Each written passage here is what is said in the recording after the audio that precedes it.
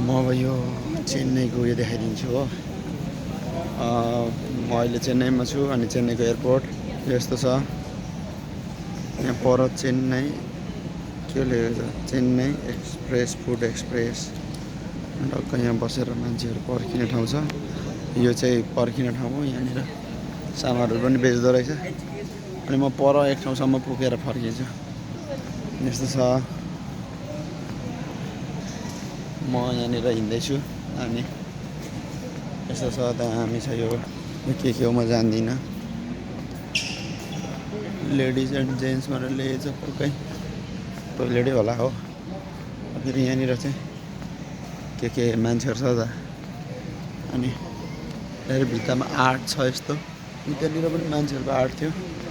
सामानहरू यस्तो छ। अनि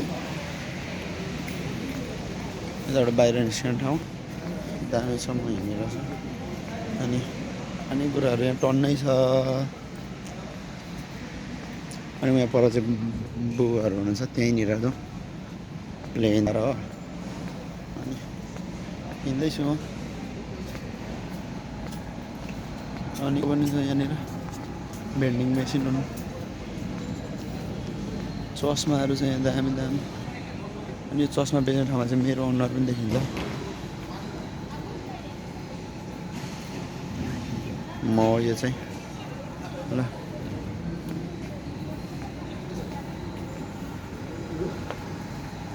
यहाँ छु म।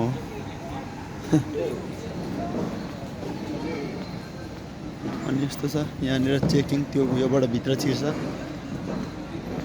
अनि उहाँहरू चाहिँ आउनै भएको छैन त्यत्रो बेर यहाँ भुलेको के रहेछ भने म पनि हेर्न आएँ। अनि यहाँ यो चलिरहेछ। यता ज्वेलरीहरू पनि रहेछ त। ल अब यस्तो छ। अनि उहाँहरूको बसाइ यहाँनिर छ। बुबाहरू बसिराख्नु भएको छ। अनि प्लेनको उडान यहाँदेखि छ। ट्याक्क लाएर यस्तो छ। म निर्दोष छु। अनि यस्तो छ मुनि। हजुर तिनवटा उडिसक्यो अरे। यहाँ दुईवटा ल्यान्ड भयो अरे प्लेन। ऊ पर छ प्लेन होइन। अब म बुबुसँग एकचोटि ए ल तपाईँ ठिक हुनुहुन्छ नि। ल पर्खिनु म पनि जान्छु। ल यस्तो छ। अब मजाले जाउँ। यस्तो छ यहाँ पर ब्यागहरू ठिक छ है। ब्यागहरू ठिक छ। ल एक साइडको एयरपोर्ट होला। उहिले लेखेको छ 100 रुपियाँ अरे को। छ ल अघि घुमिसक्यो। अब यहाँनिरको यो कताको अलिक पर छ त।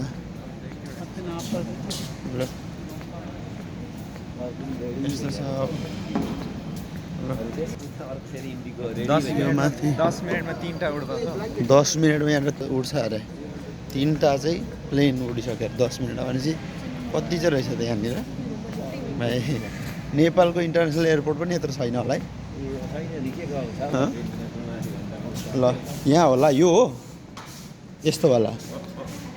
ल यहाँ अब म निर्दोष छु हो। रहेछ ए रेस्टरुम रहेछ ट्याक्क। ल यहाँ